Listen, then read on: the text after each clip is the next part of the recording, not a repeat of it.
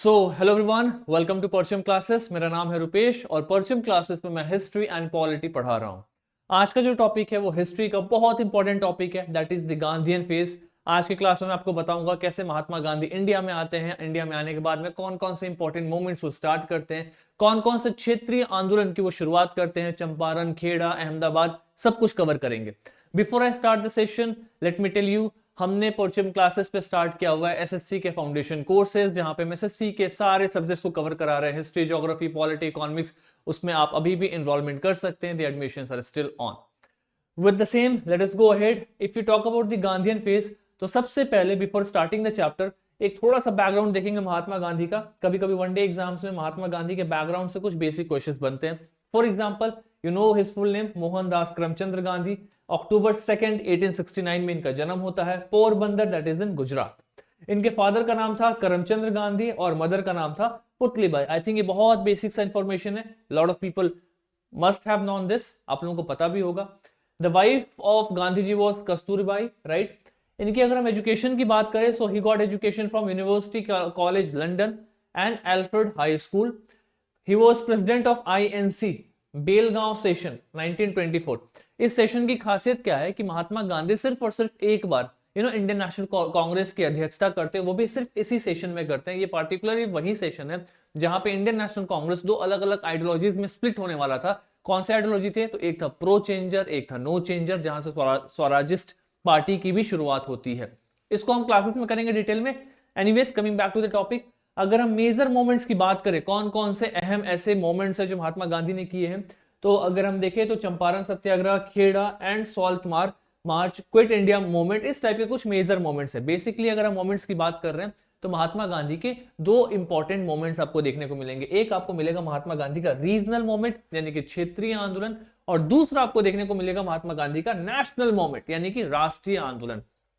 अगर हम regional moment की बात कर रहे हैं तो उसमें आपको चंपारण, खेड़ा और अहमदाबाद, ये तीन क्षेत्रीय आंदोलन यानी कि रीजनल मोमेंट्स महात्मा गांधी के देखने को मिलेंगे 1917 एंड 1918 में।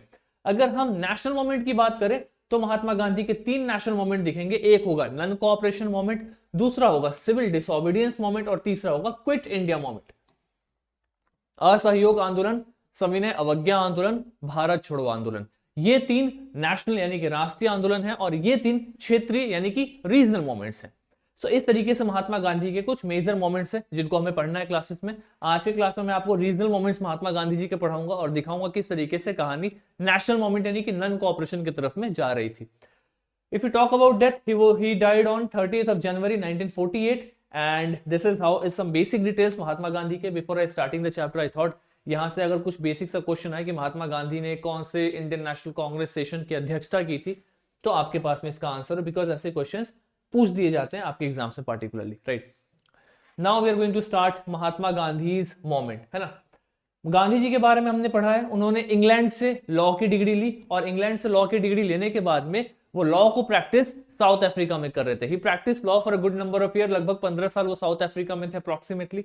1915 के आसपास में Mahatma Gandhi came back to India in 1915, right. और यहां पे आने के बाद साउथ अफ्रीका से, he was in South Africa from 1893 to 1914, approximately 20 साल के आसपास का टाइम पीरियड है गांधी जी जहां पे कहां पे थे, साउथ अफ्रीका में थे। इंडिया आते हैं वो 1915 में, और इंडिया आने के बाद में महात्मा गांधी इनिशियली इंडिया में लगभग 1.5 साल, 1 से 1.5 साल पूरे देश का भ्रमण करते हैं, राइट। उनको भ्रमण करने के लिए उनके पॉलिटिकल गुरु गोपाल कृष्ण गोखले, कौन है ये?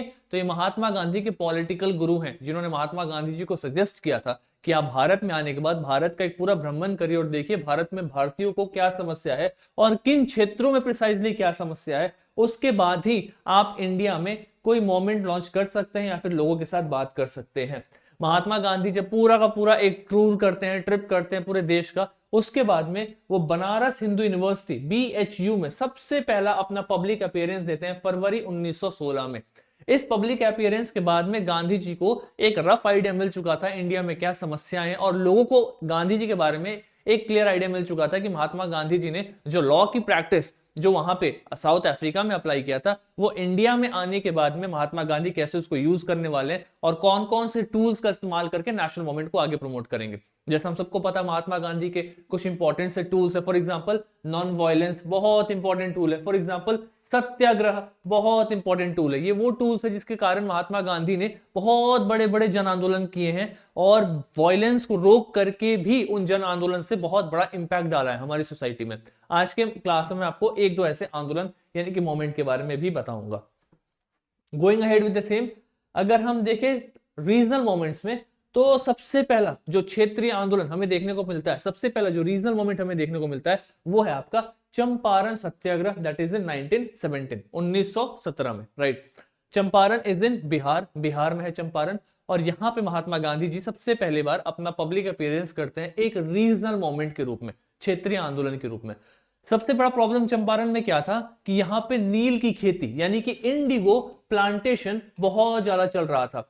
यहाँ पे जो प्लांटर्स थे, जो यूरोप से कुछ प्लांटर्स इंडिया आए थे, उन्होंने यहाँ के लोगों को बोला था कि अपने खेत में, राइट, 3 कठिया सिस्टम यानी कि 3 कट्ठे में उनको क्या करना है, इंडिगो का प्लांटेशन करना है। कट्ठा एक मेजरमेंट यूनिट है जो बिहार, यूपी ऐसे स्टेट्स में आज भी यूज किया जाता है, राइट। तो 3 कट्ठे में उनको क्या करना है, अपने इंडिगो का प्लांटेशन करना है, नील की खेती करना है। ऐसा किसने बोला था, ऐसा यूरोपियन प्लांटर्स ने इंडिया में आकर के बोला था, और सारे पीजेंट्स को फोर्स किया गया था कि एट एनी कॉस्ट उनको 3 कट्ठे में क्या करना पड़ेगा, नील की खेती करनी ही पड़ेगी।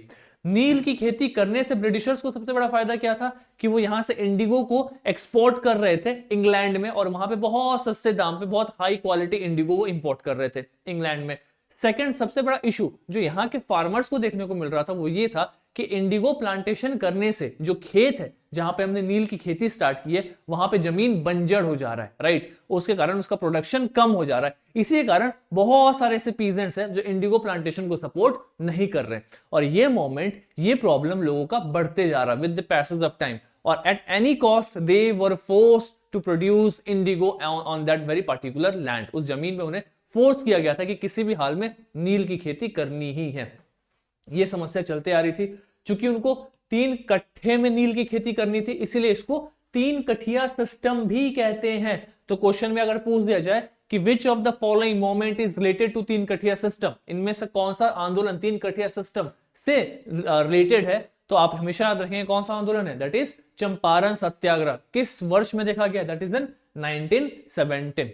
आई think this is clear to each and every one of you, यहां तक कोई दिक्कत नहीं है। अब देखो ये समस्या जो बहुत बड़े स्केल में बढ़ने लग गई, तो लोगों को एक ऐसा मोमेंट की जरूरत थी, एक ऐसे इंसान की जरूरत थी जो चंपारण, जो बिहार का एक छोटा सा क्षेत्र है, उस समस्या को ब्रिटिश गवर्नमेंट के सामने लेकर के आए, देश के सामने लेकर के आए, उसकी बात करे, उसको ऊपर उठाए।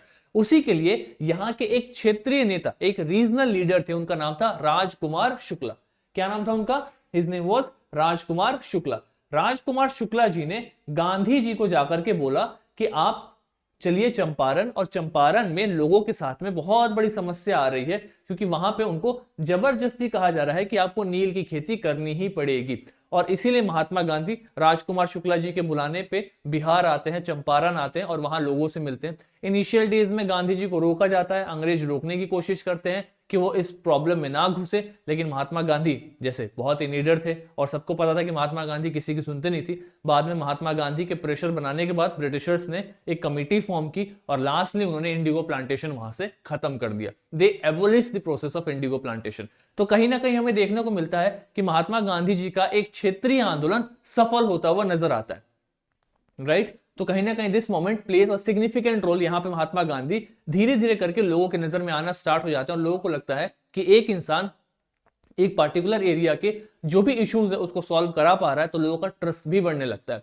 अब क्वेश्चन क्या आ सकता है, तो क्वेश्चन ये आ सकता है कि इसमें कौन कौन से पार्टिसिपेंट्स हैं, कौन कौन ऐसे लोग हैं जो चंपारण सत्याग्रह में पार्टिसिपेट कर रहे हैं। तो वहां पे Rajendra Prasad, very important personality, सबसे पहले राष्ट्रपति रह चुके हैं हमारे देश के, नारहरी पारेख और जेबी कृपलानी, ये सब कुछ ऐसे लोकल लीडर्स हैं जिन्होंने बहुत ज्यादा पार्टिसिपेट किया इस आंदोलन में, इस आंदोलन को प्रमोट किया है, राइट। महात्मा गांधी को सपोर्ट किया ग्राउंड में आकर के, जिसके कारण ये मूवमेंट सफल हुआ है। गवर्नमेंट ने क्या किया था, इसी चीज को सफल करने के लिए कमेटी बनाई थी और उस कमेटी में गांधी जी को भी एक मेंबर के रूप में नॉमिनेट किया गया था। और फाइनली कमेटी के रिकमेंडेशन के बाद में पूरा का पूरा जो 3 कठिया सिस्टम था, यानी कि जो इंडिगो प्लांटेशन का सिस्टम था, इसको ब्रिटिशर्स एबोलिश कर देते और इंडिगो प्लांटेशन वहां से खत्म हो जाता है। I think this is clear to each and every one of you, यहां तो कोई दिक्कत नहीं। So this was the first moment जहां पे महात्मा गांधी एक क्षेत्रीय आंदोलन को सफल बनाते हैं। और इस मोमेंट के बाद में महात्मा गांधी फिर आगे चलते हैं एक दूसरे रीजनल मोमेंट पे, जो कि आपका क्या है, अहमदाबाद मील स्ट्राइक। ये कहां पे होता है, ये अहमदाबाद इज इन, कहां पे Ahmedabad, it is in Gujarat, Gujarat में ये हो रहा है। ये एक बहुत इंपॉर्टेंट सा मोमेंट चल रहा था अहमदाबाद का। अहमदाबाद में पर्सनली हो क्या रहा था, तो वहां पे जैसा आप देख सकते हैं यहाँ पे मील स्ट्राइक, मील स्ट्राइक से आपको क्या पता चल रहा है कि वहां पे कुछ फार्मर्स थे, राइट, वो farmers, sorry not the farmers, कुछ वर्कर्स थे अहमदाबाद में एक मील की कंपनी में, जिन्होंने अपनी सैलरी बढ़ाने का बात किया था। They wanted to increase their salary by 50%, 50% उनको हाइक चाहिए था, राइट, बिकॉज अहमदाबाद वाला एरिया या फिर गुजरात के एरिया में फेमिन आ गया था, भूखमरी आई थी, भूखमरी के कारण वहां पे जो किसान हैं उनकी स्थिति अच्छी नहीं थी और वो अपनी सैलरी बढ़ाना चाह रहे थे। इसी चीज को लेकर के उन्होंने ऑनर के सामने, मील ऑनर के सामने अपना डिमांड रखा था और मील ऑनर्स इनकी सैलरी मैक्स टू मैक्स 20% के आसपास बढ़ाने की बात कर रहे थे, इससे ज्यादा वो बढ़ाने के लिए तैयार नहीं थे। अब ये क्वेश्चन में नहीं पूछा जाएगा कि वर्कर्स का कितना डिमांड था, ऑनर्स का क्या कहना था, ये सब नहीं पूछा जाएगा, because these percentage are not important in terms of exam, this are important for the story, ताकि आपको पता चले कि स्टोरी की ग्रेविटी क्या है, आखिरकार में वो आंदोलन शुरू क्यों होता है, क्यों इतने मास स्केल पे जो वर्कर्स है वो एक साथ में बैठते हैं और महात्मा गांधी को उस आंदोलन में आना पड़ता है और उसको सपोर्ट करना पड़ता है। This is the reason, because उनका आस 50% था और ये जेन्युइन था इसलिए क्योंकि उस सिचुएशन में, उस जमाने में जो वहां के लोग थे उनकी सैलरीज बहुत कम होती थी और प्लस उसके साथ साथ में आसपास का जो सिचुएशन था वो बहुत ही फेवरेबल नहीं था, बिकॉज ऑफ फैमिन, भुखमरी के कारण प्राइस हाइक हो चुका था और लोगों को सर्वाइव करना बहुत टफ हो चुका था। एक रीजन ये भी है कि जो वहां के मील ऑनर्स थे उन्होंने पहले जितने भी लोग वर्कर्स थे उनको 75% तक का बोनस भी दिया था। कब, जब फेमिन आया था, जब प्लेग आया था 1917 में, 1917 में, बाद में आकर के उन्होंने ये बोनस हटा दिया। जैसे ही उन्होंने बोनस हटाया तो वहां के लोग इंक्रीज करने लग गए, डिमांड करने लग गए कि कम से कम आप 50% तो हमें हाइक दो ही एटलीस्ट, अगर आप हमारा बोनस हटा रहे हो तो। किससे ये डिमांड करने लग गए, तो ये डिमांड करने लग गए उसके ऑनर से, जो आपके मील था ना, मील की कंपनी, उसके ऑनर के सामने। ऑनर वॉज नॉट रेडी और वो बोला कि मैं इतना दे नहीं सकता, इसी चक्कर में इन दोनों के बीच में एक डेडलॉक क्रिएट हो जाता है, सिचुएशन कहीं ना कहीं आके फंस जाती है।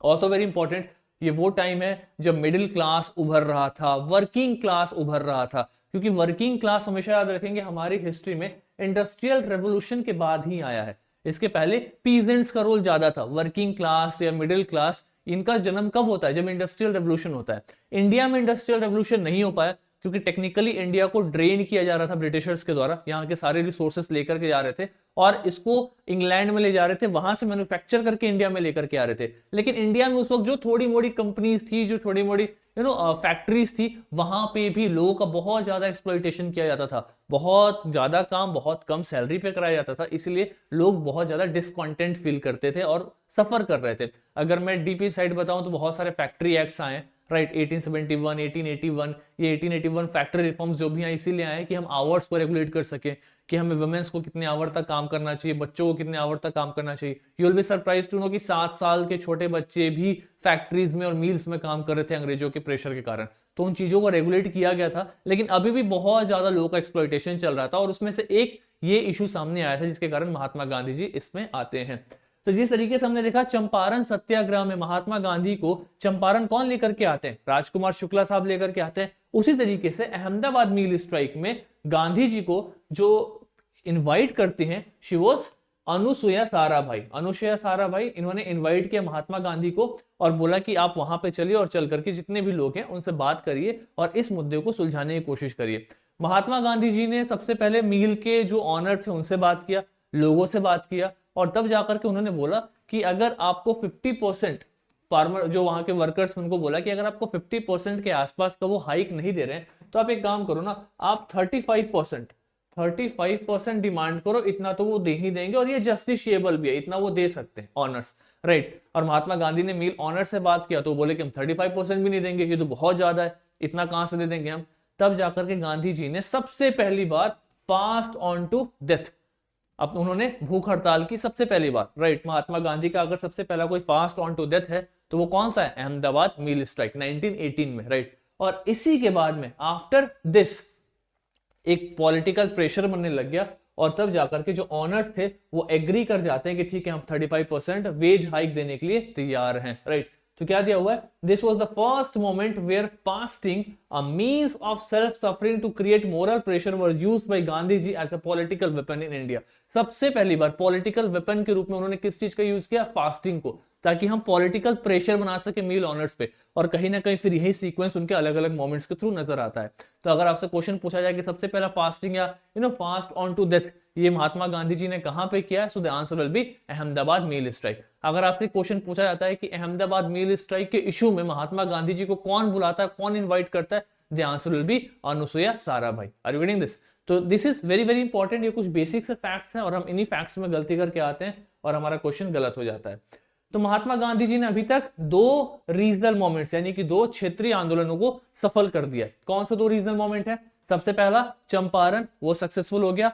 वहां पे राजकुमार शुक्ला बुलाते हैं महात्मा गांधी को, 3 कटिया सिस्टम एग्जिस्ट कर रहा था, नील की खेती चल रही थी। और दूसरा इंपॉर्टेंट मोमेंट कौन सा था आपका? Ahmedabad mill strike. Ahmedabad mill strike में क्या चल रहा है? तो मिल ऑनर्स ने सैलरी हाइक नहीं दिया और फार्मर्स वर्कर्स उसके अगेंस्ट में रिवोल्ट कर रहे हैं। अनुसुईया साराभाई बुलाती है महात्मा गांधी को और महात्मा गांधी उसको सपोर्ट करते हैं और फिर उनको मिल जाता है जो उनका आस्क प्राइस था। तीसरा होता है खेड़ा सत्याग्रह। खेड़ा सत्याग्रह इन 1918। कहां पे Kheda? So it is also in Gujarat, यानी कि अहमदाबाद और खेड़ा दोनों कहां पे? गुजरात में है। और चंपारण कहां पे है? बिहार में है। अब ये तीसरा जो सत्याग्रह है महात्मा गांधी जी का, ये भी गुजरात में होता है, खेड़ा नाम की एक जगह पे। यहां पे पार्टिकुलरली प्रॉब्लम क्या है? तो वही सेम प्रॉब्लम परसिस्ट कर रही है जैसे मैंने आपको पहले बताया था कि गुजरात में बहुत तगड़ी फैमिन आई थी, भूखमरी आई थी, जिसके कारण पूरे के पूरे गुजरात में क्रॉप्स का प्रोडक्शन नहीं हुआ था। मतलब उतने स्केल पे खेती नहीं हो पाया था और खेती ना होने के कारण जितने भी लोग थे उनकी इकोनॉमिक कंडीशन बहुत खराब थी। ऑन दी अदर हैंड, दूसरे तरफ जो ब्रिटिशर्स थे उनका लैंड रेवेन्यू काफी ज्यादा था और वो अपना लैंड रेवेन्यू उतना ही मांग रहे थे। एक बहुत ही इंटरेस्टिंग सा चीज यहां पे क्या देखने को मिलता है कि ब्रिटिश गवर्नमेंट ने एक बार फैमिन कोड लगाया था। क्या होता है फैमिन कोड? तो फैमिन कोड का कहना यह था कि cultivators were entitled to total remission if crop yield fell between below 25%। अगर 25% से कम आपका प्रोडक्शन हो रहा है क्रॉप्स का, तो आपको जो टैक्स देना है, जो भी आपको रेवेन्यू देना है, उसमें आपको रिमिशन मिलेगा, आपको छूट दी जाएगी, आपको रेवेन्यू नहीं पे करना है। अगर 25% से कम जो एवरेज है उससे अगर 25% से कम आपका क्या हो रहा है? प्रोडक्शन हो रहा है, यानी कि अगर 25% से कम का प्रोडक्शन है तो आपको जो टैक्स देना है, जो रेवेन्यू देना है, वो कम की जाएगी। That will be not according to what it was taken on a normal basis. ये एक्चुअली में एक कोड था, राइट। लेकिन इस कोड को ब्रिटिशर्स ने फॉलो नहीं किया और वो अभी भी रेवेन्यू एग्जैक्टली वही मांग रहे थे जितना एवरेज ईयर्स में प्रोडक्शन होता है, कि आपको उतना ही रेवेन्यू जमा करना है। ये तो प्रैक्टिकली पॉसिबल है नहीं कि आपके पास में उतना उपज भी नहीं हुआ और आपको उतना टैक्स देना पड़े। This is not practically possible. और यही समस्या जब बढ़ने लग गई तो एक जन आंदोलन का रूप लेने लग जाती है। इसमें जो क्षेत्रीय लीडर्स थे, जो रीजनल लेवल पे जो लीडर थे, जो बहुत पॉपुलर थे, वो थे आपके सरदार वल्लभ भाई पटेल, जो गांव गांव घूम करके लोगों की समस्याओं को सुन रहे थे और उनको एक साथ इकट्ठा कर रहे थे इस मोमेंट के अगेंस्ट में। कौन थे वो? सरदार वल्लभ भाई पटेल, वेरी इंटरेस्टिंग पर्सनैलिटी। और खेड़ा में फिर महात्मा गांधी जी को इन्वाइट किया जाता है।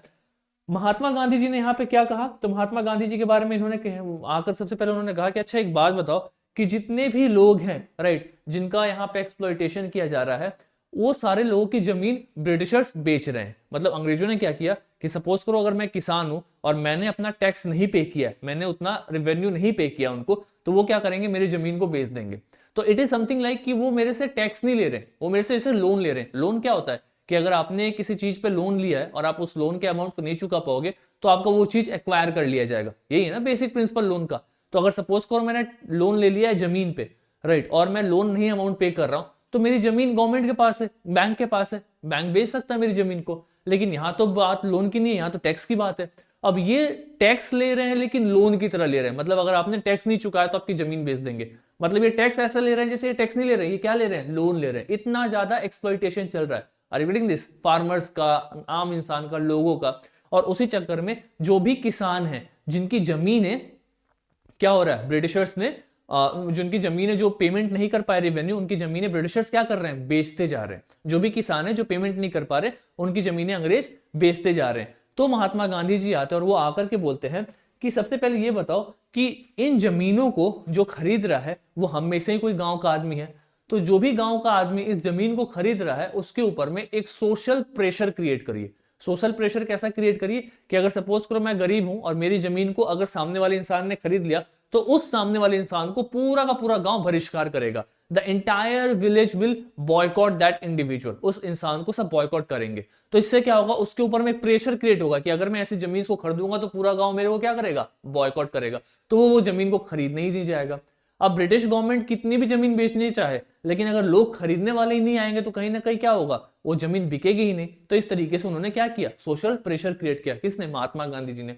एक बहुत इंपॉर्टेंट है, ये जो खेड़ा सत्याग्रह है इसके बारे में कहते हैं it was the first non cooperation by Gandhi ji in Indian national movement. Mahatma Gandhi ji का सबसे पहला नॉन कोऑपरेशन है कौन सा, खेड़ा सत्याग्रह। तो अगर आपसे क्वेश्चन पूछ दिया जाए what was the first non cooperation of Mahatma Gandhi, the answer will be Kheda.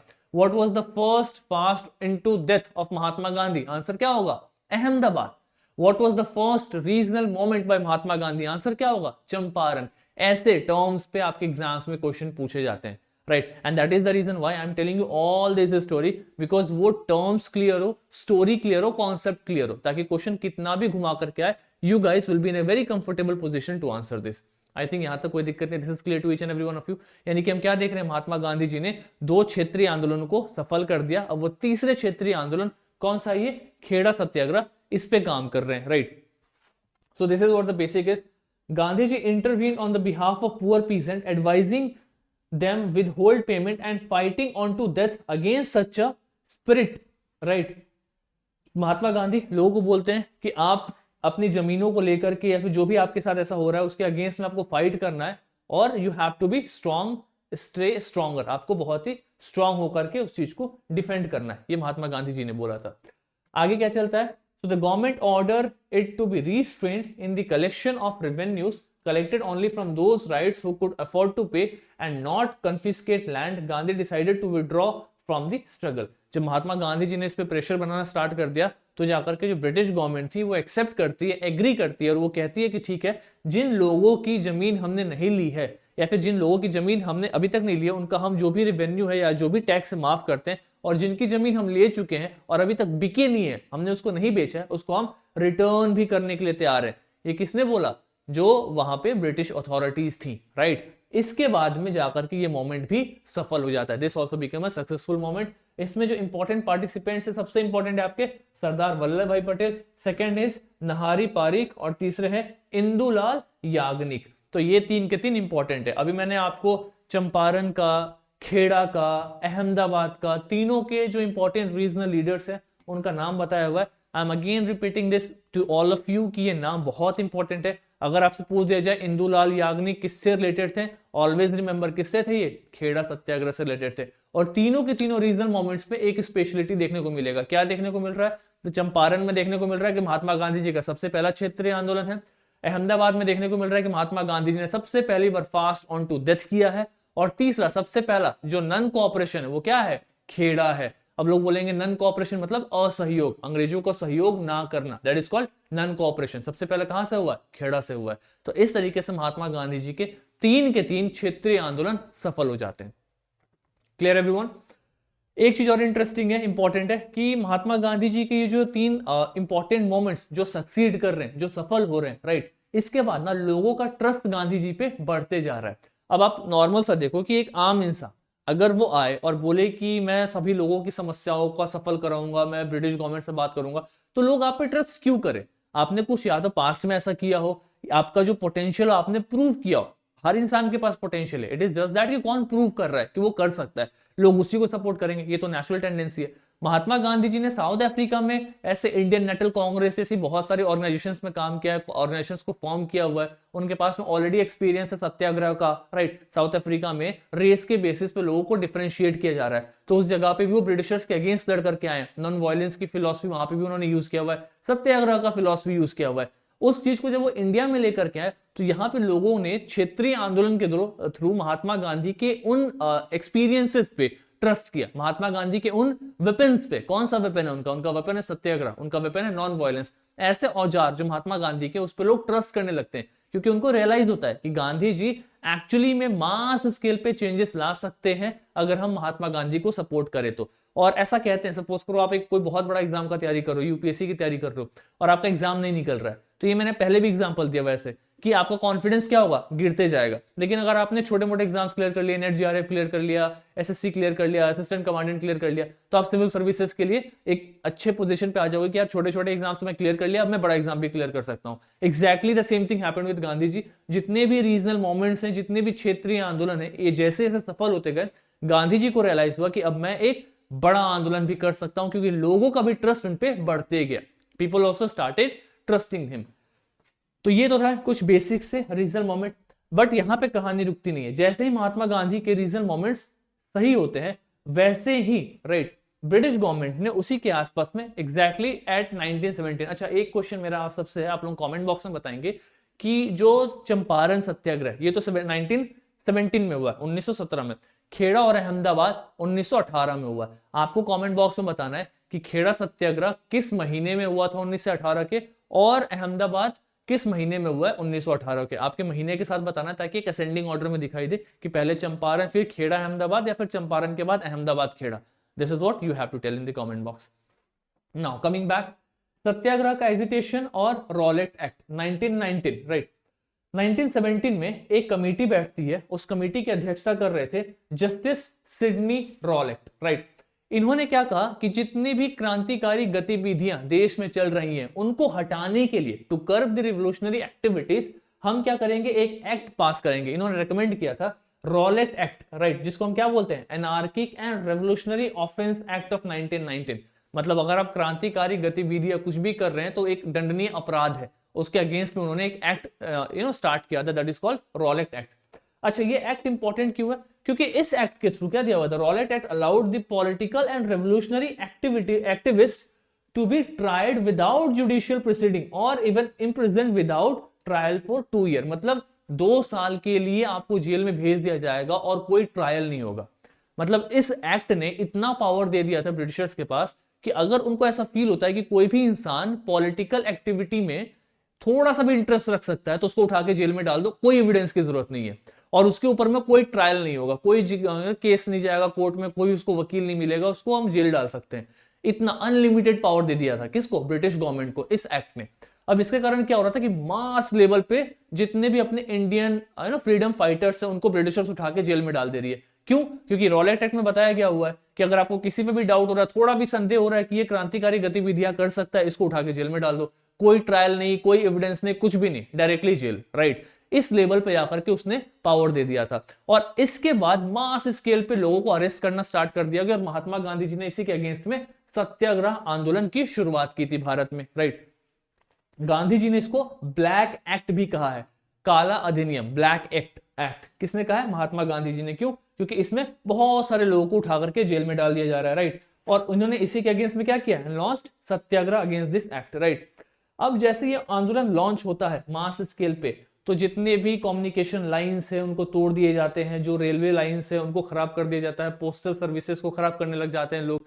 Britishers उसी तरीके से हाइपर एक्टिव मोड में आ जाते हैं, और वो क्या करते हैं, वो जितने भी क्रांतिकारी हैं, जितने भी नॉर्मल लोग, उसको उठा करके जेल में डाले जा रहे हैं, उनके पास में अननेसेसरी पावर आ गया है। अब ये कहानी बढ़ते गई, टेंशन बढ़ते गया। महात्मा गांधी ने कहीं ना कहीं कोशिश किया कि हम इंसानों का इस्तेमाल करें, लोगों को बोले और उनको कहें कि आप नॉन वायलेंस का इस्तेमाल करो, सत्याग्रह का इस्तेमाल करो, और उसके बेसिस पे आप ब्रिटिशर्स को अपोज करो। क्योंकि महात्मा गांधी को पता था कि अगर आप थोड़ा भी वायलेंस दिखाओगे तो क्या होगा, तो ब्रिटिशर्स आपको क्रश कर देंगे, क्योंकि उनके पास सबसे ज्यादा शक्ति है, उनके पास बहुत बड़ी सेना है, they have a huge force. और एग्जैक्टली वैसा ही हुआ जलियांवाला बाग में, जैसा महात्मा गांधी जी कह रहे थे। नॉन वायलेंस प्रमोट करने का गांधी जी का सबसे बड़ा रीजन यही था। लोग फिलॉसफी में डाउट करते हैं, उनको यह पता था कि अगर आप वायलेंस इस्तेमाल करोगे, अगर आप थोड़ा सा भी वायलेंस करोगे, तो आपसे ज्यादा वायलेंस ब्रिटिशर्स कर सकते हैं, क्योंकि आपके पास में उतनी बड़ी फोर्स नहीं है। You do not on a big army, you do not on a big force, आपके पास में एडवांस वेपन्स नहीं है। ऑलरेडी इंडिया में आर्म्स एक्ट लगा दिया गया हुआ है। आर्म्स एक्ट क्या है, ये सारी चीजें हम अपने कोर्सेस में कर रहे हैं, I can explain you all that thing there also. उन्होंने आर्म्स एक्ट लगा दिया हुआ है। आर्म्स एक्ट में क्या है कि इंडियंस कोई भी आर्म्स ऑन नहीं कर सकते, उनको लाइसेंस लेना पड़ेगा आर्म्स लेने से पहले, और जो उनको लाइसेंस दिया जाएगा उसके बाद में बहुत ही खराब वेपन्स मिलेंगे, मतलब उन वेपन्स का इस्तेमाल करके आप किसी से लड़ नहीं सकते। तो जो क्रांतिकारी हैं, जो भी रेवोल्यूशनरी, जो ब्रिटिशर्स के अगेंस्ट लड़ रहे हैं, उनके पास जो भी आर्म्स है, जो भी बंदूक है, जो भी हथियार है, औजार है, वो कहीं ना कहीं ब्लैक से वो कर रहे हैं, ब्लैक से लेकर के आ रहे हैं, जो ब्रिटिश गवर्नमेंट की नजर में ना हो, और फिर वो ब्रिटिशर्स के अगेंस्ट अटैक कर रहे हैं। तो कहीं ना कहीं आपको दिखेगा कि ब्रिटिशर्स के पास में फुल फ्लेजेडली बहुत बड़ी सेना है आपको क्रश करने के लिए। तो महात्मा गांधी जी ने कहा कि हम वायलेंस का इस्तेमाल ही नहीं करेंगे, नॉन वायलेंस का इस्तेमाल करेंगे। और जहां भी हमने थोड़ा वायलेंस का इस्तेमाल किया, उसको एक एक्सक्यूज लेकर के ब्रिटिशर्स उससे ज्यादा वायलेंस कर सकते हैं, जस्टिफाई कर सकते हैं कि क्योंकि आप लोगों ने वायलेंस किया तो उसके अगेंस्ट हमने ये काम किया। एग्जैक्टली ऐसा ही कुछ जलियांवाला बाग में ब्रिटिशर्स के द्वारा किया जाता है। जलियांवाला बाग एक्चुअली में एक जगह है अमृतसर में, बैसाखी का फेस्टिवल था, और बैसाखी के फेस्टिवल में कुछ लोग वहां पे बैठे हुए थे, राइट। ये कहाँ कब की कहानी है? So the story is 13th of April 1919। Baisakhi का फेस्टिवल था, कुछ लोग वहां बैठे हुए थे, और वहां पे वो बात कर रहे थे क्योंकि उनके कुछ लोकल लीडर्स को अरेस्ट कर दिया गया था उसी जगह पे, right. Gurkha British Indian army, जो गुरखा ब्रिटिश आर्मी है, वो आता है, और ऑन द ऑर्डर्स ऑफ, किसका ऑर्डर था? तो ब्रिगेडियर REH डायर, राइट। इनके ऑर्डर्स पे उनके ऊपर में क्या कर दिया जाता है? फायर कर दिया जाता है। लगभग कितने हजारों लोग थे जिनके ऊपर में फायर किया जाता है, राइट। ये लोग कहीं ना कहीं, बहुत लोग इसमें ऐसे थे जो पीसफुली प्रोटेस्ट कर रहे थे रॉलेट एक्ट के अगेंस्ट में। रॉलेट एक्ट क्या है? तो रॉलेट एक्ट आपको पता है, जो ब्लैक एक्ट मैंने कहा, उसके अगेंस्ट में कुछ लोग पीसफुली प्रोटेस्ट कर रहे थे, और बहुत लोग उसमें ऐसे थे जो डिस्कस कर रहे थे कि उनके जो लोकल लीडर्स हैं उनको अरेस्ट कर लिया गया है, तो अब हम आगे कैसे सत्याग्रह या फिर आगे के आंदोलन को कैसे करेंगे। कौन से इंपॉर्टेंट लीडर्स हैं, यहां से क्वेश्चन आता है। तो एक है सैफुद्दीन किचलेव और दूसरे हैं डॉक्टर सत्यापाल, राइट। ये दो लोकल लीडर्स थे पंजाब के जिनको ब्रिटिशर्स ने अरेस्ट कर लिया था। कब? रॉलेट एक्ट लगा करके कि ये क्रांतिकारी गतिविधियां में पार्टिसिपेट कर सकते हैं, काम को इनको उठा करके जेल में डाल दो, ऐसे एक्सक्यूज देकर के उनको क्या कर दिया गया था? जेल में डाल दिया गया था। अब इन्हीं लोगों को कैसे छुड़ाया जाए, या फिर इनके ना होने पे किस तरीके से क्रांतिकारी गतिविधियों को आगे बढ़ाएं, या फिर हम किस तरीके से रॉलेट एक्ट के अगेंस्ट में पीसफुल प्रोसेशन में पार्टिसिपेट करें, इसी को लेकर के वहां पे कुछ लोग डिस्कस भी कर रहे थे। और बहुत बड़ी अमाउंट में जो लोग आए थे वो बैसाखी का फेस्टिवल सेलिब्रेट कर रहे थे। जनरल डायर को हल्का सा ऐसा मैसेज आता है कि वहां पे क्रांतिकारी गतिविधियां होने वाली हैं, वो पूरी की पूरी फौज लेके पहुंचता है, और जलियांवाला बाग के जितने भी, बाग मतलब क्या होता है? गार्डन, उस गार्डन के जितने भी एग्जिट पॉइंट्स है उसको बंद करा करके ओपन फायरिंग स्टार्ट कर देता है, जिसमें हजारों लोगों की डेथ हो जाती है। जैसे ही ये चीज महात्मा गांधी को पता चलता है, महात्मा गांधी बहुत ज्यादा इस चीज को लेकर के दुख में हो जाते हैं, और उनको ऐसा रियलाइज होता है कि वायलेंस का इस्तेमाल करके ब्रिटिशर्स ने अब ये तो निश्चय कर लिया है कि वो कभी भी इंडिया में नहीं रह सकते लंबे समय तक, क्योंकि Indians already they didn't want this. लेकिन जो जलियांवाला बाग कांड हुआ था, एक बहुत बड़ा हत्याकांड था, ये बहुत मास स्केल पे लोगों की मृत्यु हुई थी, जो दूर दूर तक किसी ने नहीं एक्सपेक्ट किया था। ऐसे ब्रिटिशर्स क्या कर रहे थे? दो चार लोगों को कहीं पीड़ित कर रहे हैं, किसी को शूट कर रहे हैं, लेकिन पब्लिकली एक अनआर्म्ड क्राउड जिसके पास में कुछ भी बंदूक नहीं है, जो हजारों की संख्या में बच्चों के साथ, औरतों के साथ आए हुए हैं, फेस्टिवल एंजॉय कर रहे हैं, जिनके पास कोई बंदूक नहीं है, आपने पब्लिकली उनके ऊपर में फायरिंग करा दिया। इससे यह क्लियर दिखता है कि ब्रिटिशर्स सामने से आकर के वायलेंस करने के लिए रेडी हैं, इवन नोइंग कि सामने वाला इंसान थोड़ा भी हार्मफुल नहीं है। इससे ब्रिटिशर्स का काफी इमेज डेंट हुआ था, और पूरी दुनिया में ब्रिटिशर्स के अगेंस्ट में नेगेटिविटी फैलना स्टार्ट हो गया था, राइट। ब्रिगेडियर जनरल पहुंच जाते हैं, और एक क्वेश्चन जो इसमें पूछा जाता है, जैसे कि 13 अप्रैल जब बैसाखी का फेस्टिवल हुआ था, उसमें ये काम होता है, राइट। तो एक क्वेश्चन इसमें पूछा जाता है कि जो ब्रिटिशर्स के ऊपर, मतलब जो लोगों ने एक्चुअली जो फायरिंग कराई थी, वो थे आपके जनरल डायर, राइट। तो general Dyer was a person जिसको ऑर्डर्स मिले, जिन्होंने अपने ऑर्डर्स को आगे एग्जीक्यूट करा करके फायरिंग कराया। लेकिन उस वक्त पंजाब का लेफ्टिनेंट गवर्नर कौन था जिसने एक्चुअली में ऑर्डर दिया था जनरल डायर को पहुंचने के लिए कि आप जाकर के वहां पे देखो? ये आपको देखना, बताना है कि पार्टिकुलरली उस टाइम पीरियड में पंजाब का लेफ्टिनेंट गवर्नर कौन था जिसके ऑर्डर्स पे जनरल डायर वहां पे गया था, राइट। वहां से क्वेश्चन आते भी है। सो this is what is covered. हजारों से ज्यादा की संख्या में लोगों की मृत्यु हुई थी, and I think we have covered all this things. So this is about the Jallianwala Bagh. एक इंपॉर्टेंट सा फैक्ट जो आपके एग्जाम से पूछा जाएगा वो ये है कि इस जलियांवाला बाग कांड के बाद में पूरी दुनिया में, मतलब एक तो इनको बहुत लोगों ने इसके अगेंस्ट में अपना दुख प्रकट किया। स्पेशली अगर आप देखो तो जो बंगाल पोएट हैं आपके, कौन? रविंद्रनाथ टैगोर जी, इन्होंने अपना जो टाइटल था नाइटहुड का, ये भी रिनाउंस कर दिया, छोड़ दिया, जो कि इनको 1915 में मिला था, राइट, अंग्रेजों के द्वारा। इसके अलावा जब लोगों का प्रेशर बढ़ने लग गया तो एक हंटर कमीशन स्टैब्लिश होता है। हंटर कमीशन का काम क्या था? तो हंटर कमीशन को स्टैब्लिश इसलिए किया गया ताकि आप जाकर के इन्वेस्टिगेट करिए और देखिए कि एक्चुअली में इतना बड़ा कांड हुआ कैसे, जनरल डायर ने कैसे परमिशन दिया, उसको क्या इंफॉर्मेशन मिला, राइट। हंटर कमीशन ने प्रॉपरली इस पूरे इविडेंस को एग्जीक्यूट किया है, स्टडी किया है, जनरल डायर को बैठा करके उससे क्वेश्चन भी पूछे गए हैं। और उसके बाद से डायर को क्या कहा गया कि आप यहां से रिजाइन करो, उसको ऑर्डर दिया गया कि आप रिजाइन करो मिलिट्री से। और फिर जनरल डायर यहां से रिजाइन करके अपना पेंशन लेके कहां चला जाता है? वो चला जाता है लंदन, लंदन चला जाता है। The interesting part of the story is कि लंदन में जो अपर हाउस था, वो अपर हाउस जनरल डायर को बचाने की कोशिश कर रहा था। मतलब अभी भी ब्रिटिश गवर्नमेंट को लगता था कि जनरल डायर को बचाना बहुत इंपॉर्टेंट है, जनरल डायर ने हम लोग के लिए कुछ इंडिया में कर दिया है। मतलब एक बहुत बड़ा सेक्शन था ब्रिटिशर्स का जो जनरल डायर को अभी भी गुनहगार नहीं मान रहा था। और इन्हीं चक्करों में जितने भी नेशनलिस्ट लीडर्स थे, आप कह सकते हो जो भी मॉडरेट्स थे, जो पहले प्रेयर और पिटीशन जैसी चीजों पे बिलीव करते थे, उनका ट्रस्ट अब ब्रिटिश गवर्नमेंट के साथ खत्म हो रहा था। और एक्सट्रीमिस्ट और रेवोल्यूशनरीज बढ़ते जा रहे थे, क्रांतिकारी बढ़ते जा रहे थे, क्रांतिकारी गतिविधियां बढ़ते जा रही थी because of this kind of things. तो यहां से कुछ क्वेश्चंस पूछे जा सकते हैं। एंड आफ्टर दिस, ये आंदोलन के बाद में महात्मा गांधी जी को ये रियलाइज हो गया था कि अगर आपको ब्रिटिशर्स को देश से हटाना है तो आपको ब्रिटिशर्स के अगेंस्ट में एक मास मूवमेंट करना पड़ेगा नॉन वायलेंस के बेसिस पे, जहां पे सारे लोग एक साथ में खड़े हो, एक दूसरे को सपोर्ट करें और वो ब्रिटिशर्स को चैलेंज करे, राइट। किस चीज के सपोर्ट से? नॉन वायलेंस और सत्याग्रह से। तभी जाकर के अंग्रेज छोड़ सकते हैं अपने देश को। इनफैक्ट ऐसा कहते हैं महात्मा गांधी ने कि जो हिंद स्वराज, जो महात्मा गांधी की किताब थी, उस किताब में महात्मा गांधी जी ने लिखा था कि अगर इंडियंस ने एक साल के लिए, सिर्फ एक साल के लिए अंग्रेजों को सहयोग नहीं किया तो अंग्रेज देश छोड़ के भाग जाएंगे। क्योंकि टेक्निकली जो ब्रिटिशर्स थे वो इंडिया पे इंडियंस की ही मदद से रुके हुए थे। अगर इंडियंस ब्रिटिशर्स को मदद करना छोड़ दे तो फिर ब्रिटिशर्स रुक ही नहीं सकते। वो इसलिए रुके थे क्योंकि हम इंडियंस ही मदद कर रहे थे, मतलब हमारा ही वो रॉ मटेरियल यूज कर रहे हैं, उसको मैन्युफैक्चर कर रहे हैं और फिर हम ही को ला करके फाइनल प्रोडक्ट बेच रहे हैं। मतलब उनकी पूरी इकोनॉमी किससे चल रही है? हमसे चल रही है, हम इंडियन से चल रही है।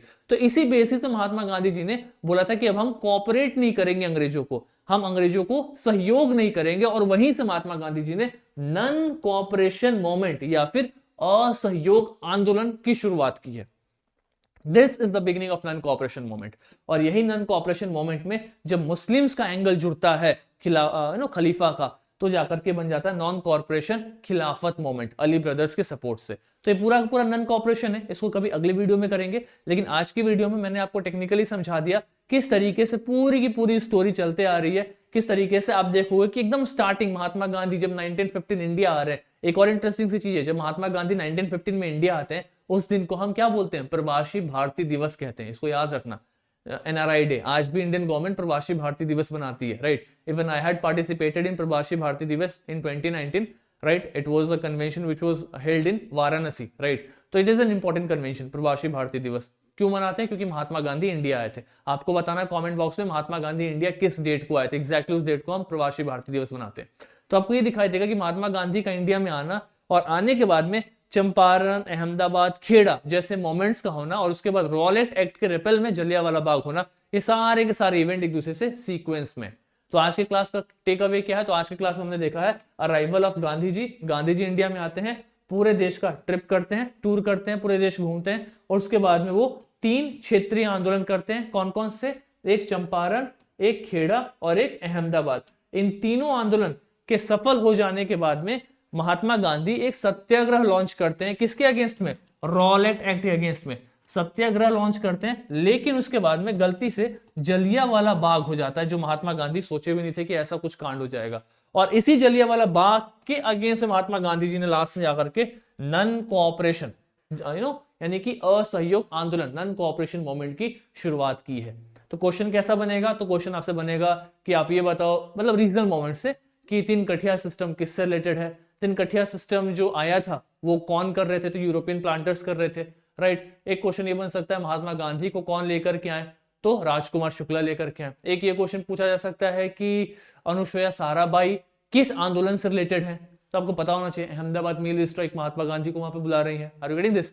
एक क्वेश्चन ये पूछा जा सकता है इंदुलाल याग्निक किस आंदोलन से रिलेटेड है? तो आपको पता होना चाहिए खेड़ा से रिलेटेड है। खेड़ा में क्या इशू था? तो फैमिन का इशू था। तो आज की क्लास में आई डोंट फील कि कोई भी ऐसा क्वेश्चन होगा, डाउट होगा जो आपसे फंसेगा। मतलब आपसे प्रॉब्लम क्रिएट करेगा, आपके सारे के सारे डाउट्स क्लियर हो चुके होंगे।